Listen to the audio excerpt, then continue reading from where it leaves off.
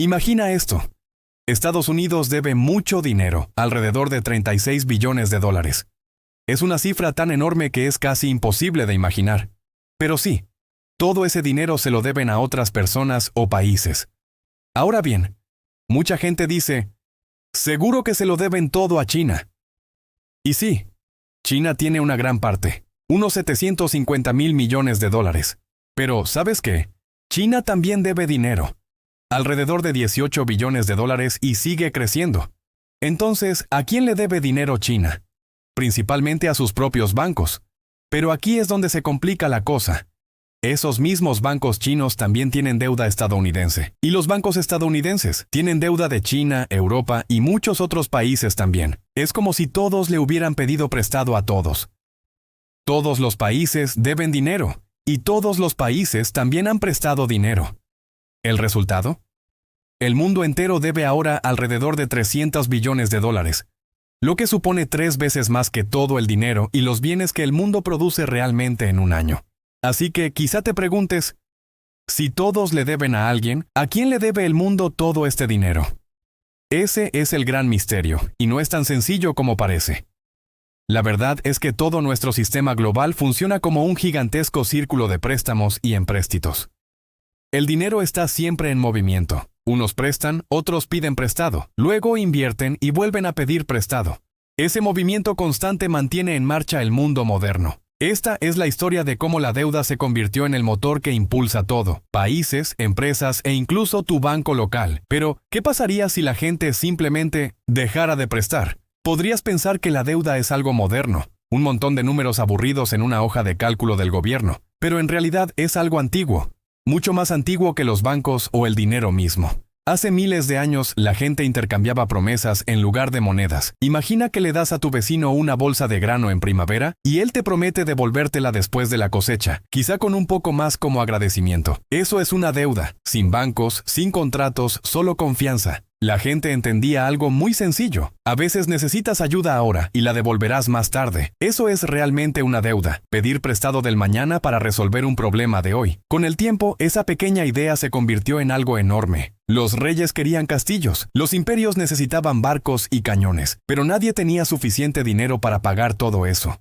Así que, en el siglo XVII, el rey Carlos II de Inglaterra tuvo una idea. Necesitaba dinero para la guerra, pero no podía obtenerlo de los nobles ricos. Por lo tanto, decidió permitir que la gente común prestara dinero al gobierno. Ellos le daban dinero en efectivo y él les daba una promesa por escrito de devolverlo más tarde con un poco más, llamado interés. Esa promesa se llamaba bono. Funcionó. Los gobiernos ahora podían recaudar mucho dinero rápidamente, sin impuestos elevados.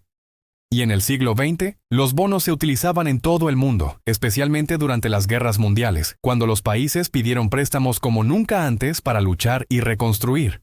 Luego, en 1944, después de la Segunda Guerra Mundial, los países llegaron a un acuerdo llamado Acuerdo de Bretton Woods.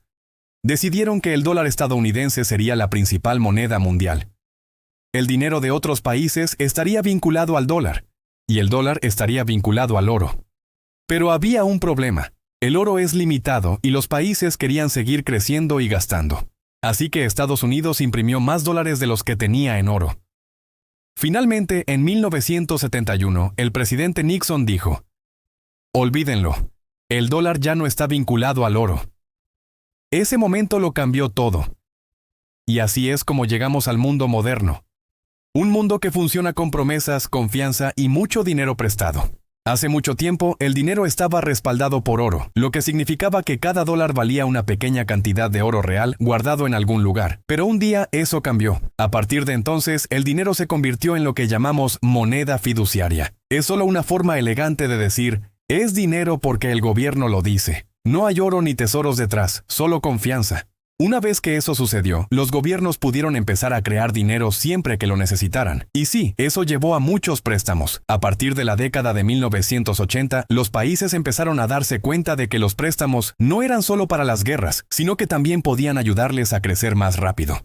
Así que empezaron a pedir préstamos para construir escuelas, arreglar carreteras y mantener sus economías vivas durante los tiempos difíciles. La deuda, el dinero que se pide prestado y se promete devolver, se convirtió en el combustible que mantenía el mundo en marcha. Con el tiempo, dejó de ser algo raro o aterrador y se convirtió en algo completamente normal. Hoy en día, la deuda es la forma en que construimos cosas, solucionamos problemas e incluso cumplimos promesas. Pero hay un problema. Ahora el mundo debe más de 300 billones de dólares. Eso es más de 3 veces todo lo que gana el planeta en un año. Para que te hagas una idea, una pila de billetes de $1 millón tendría la altura de un edificio de 30 pisos. 1.000 millones de dólares alcanzarían la atmósfera terrestre. ¿Y 300 billones de dólares? Llegarían a la Luna y volverían 50 veces. Así de enorme es la deuda mundial. Pero aquí hay una buena pregunta. Si todos los países están pidiendo préstamos, ¿a quién se los piden? Y si todos deben dinero, ¿a quién se le paga? Es fácil imaginar a una persona misteriosa y poderosa que maneja todos los hilos, pero en realidad no es así como funciona. Hoy en día, la deuda se mueve en círculos. Veamos el caso de Estados Unidos, el país más endeudado del mundo. Podrías pensar que deben todo ese dinero a otros países, pero ¿adivina qué?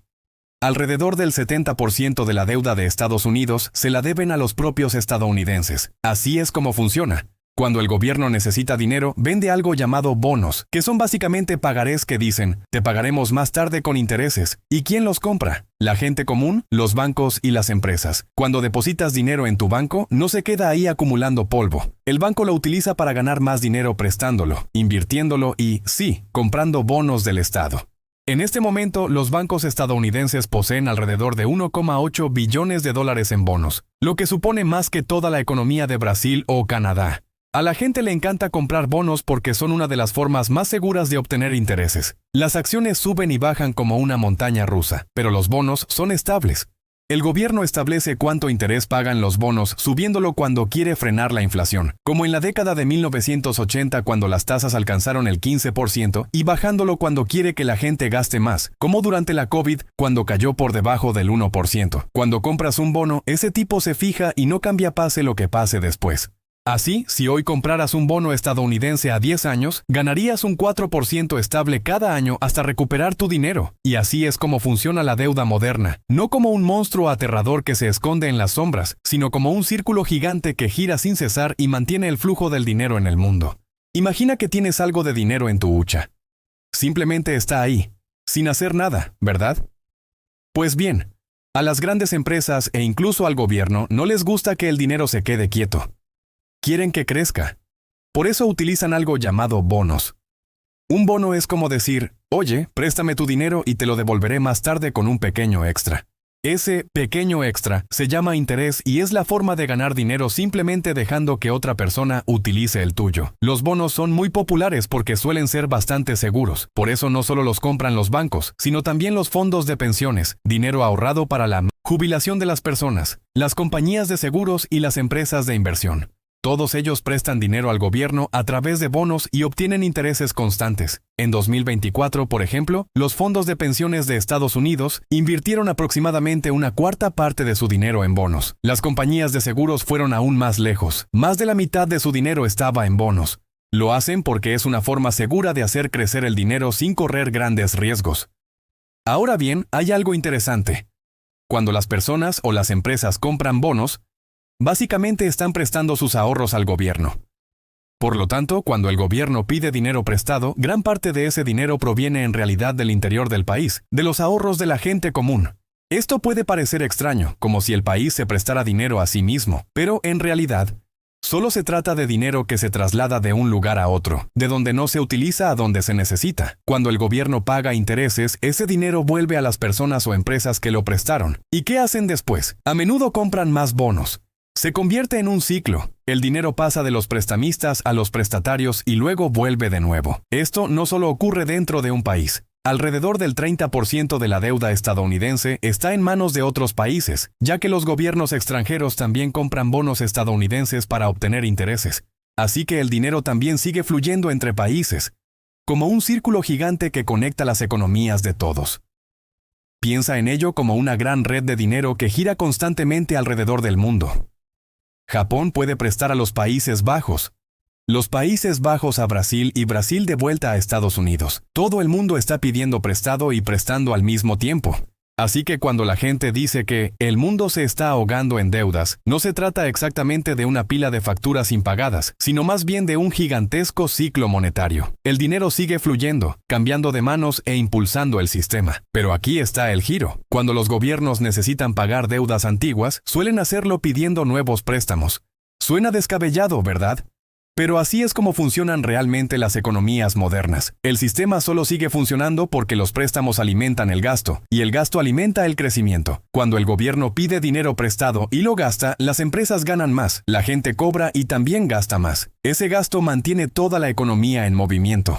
Para que te hagas una idea, en China aproximadamente 1 de cada 5 yuanes que gasta el gobierno es dinero prestado. En Estados Unidos es aproximadamente 1 de cada 4 dólares. Así que sí, el mundo funciona ahora mismo a base de deuda. Puede parecer arriesgado, pero también es lo que mantiene todo en marcha. Imagina que el gobierno es como una persona que gasta dinero para que todo funcione, pagando escuelas, hospitales y ayudando a las personas que lo necesitan. Ahora bien, ¿qué pasaría si te dijera que el gobierno gasta tanto dinero en pagar sus deudas como en educación y bienestar juntos? Es una cantidad enorme. Pero aquí está la parte complicada. Si el gobierno dejara de pedir dinero prestado de repente, también tendría que gastar menos. Y cuando eso ocurre, circula menos dinero en la economía. Las empresas ganan menos. La gente pierde sus puestos de trabajo y entonces también dejan de gastar. Así es como todo el sistema empieza a desmoronarse, como un efecto dominó a la inversa. Veamos el caso de Grecia. Cuando estalló la crisis financiera de 2008, los inversores, es decir, las personas que prestan dinero, se asustaron y dejaron de comprar bonos griegos, porque pensaban que Grecia podría no ser capaz de devolverlos. Sin nuevos préstamos, Grecia se quedó rápidamente sin dinero. El gobierno tuvo que despedir a 1 de cada 4 funcionarios. Los salarios se redujeron un 30% y la economía del país se contrajo un 25%. Fue un desastre. Ahora bien, los políticos saben que a la gente no le gusta que el gobierno gaste menos. Si alguien se presentara a las elecciones presidenciales diciendo, voy a dejar de gastar dinero, nadie le votaría. ¿Por qué? Porque gastar menos suele significar menos puestos de trabajo y un crecimiento más lento. Por eso, los gobiernos siguen pidiendo préstamos, no solo para crecer, sino a veces para sobrevivir. Cuando llegó la COVID en 2020, todo se detuvo. La gente no podía salir, los negocios cerraron y nadie gastaba. Así que el gobierno tuvo que intervenir y gastar por todos. Ese año, Estados Unidos pidió prestados casi 3,8 billones de dólares, aproximadamente una quinta parte de toda su economía. Otros países como China y los de Europa hicieron lo mismo. No era opcional, era la única manera de evitar el colapso. Pero aquí está el problema. El dinero prestado tiene que devolverse algún día. Y si el gobierno ya está utilizando todos sus ingresos solo para mantener el país en funcionamiento, ¿de dónde sale el dinero para pagar la deuda antigua? Fácil, piden prestado de nuevo. Y ese es el círculo vicioso. La deuda nunca desaparece realmente, solo sigue acumulándose. Para países ricos como Alemania o Suiza, eso no es tan grave. Sus deudas se consideran seguras, por lo que pueden pedir préstamos a bajo coste. Pero para los países más pobres es una pesadilla. Tienen que pagar tipos de interés mucho más altos y pronto se ven obligados a pedir más dinero prestado solo para pagar los intereses de los préstamos que ya tienen. Eso es lo que llamamos una trampa de la deuda, como lo que ocurrió en Sri Lanka y Pakistán. Así que cuando la gente en Estados Unidos pregunta, ¿por qué no dejamos de pedir préstamos? La verdad es que no podemos. Toda la economía se basa en esa deuda. Es como sacar una carta de un castillo de naipes. Todo podría derrumbarse. Y eso nos deja con una pregunta aterradora. ¿Cuánto tiempo puede durar esto realmente? Porque cada año la deuda aumenta y una mayor parte del dinero del gobierno se destina solo a pagar intereses y no a construir nuevas escuelas, hospitales o carreteras. Un país con una deuda tan grande como toda su economía, con una ratio deuda-PIB del 100%, solía parecer una locura, pero ahora se considera algo normal. Así que, si lo piensas bien, todo nuestro sistema es como un gigantesco acto de equilibrio basado en la confianza, el gasto y sí, la deuda. Mantiene el mundo en marcha, pero también significa que estamos caminando por una línea muy delgada. ¿Cuánto tiempo puede durar? Nadie lo sabe realmente. Pero una cosa es segura. Comprender cómo funcionan realmente el dinero y la deuda es el primer paso para no acabar aplastados por ellos. Si te ha gustado este video y quieres saber más sobre cómo funciona realmente la economía global, no olvides darle a me gusta, dejar un comentario y suscribirte. Es de gran ayuda y créeme, el próximo te dejará boquiabierto.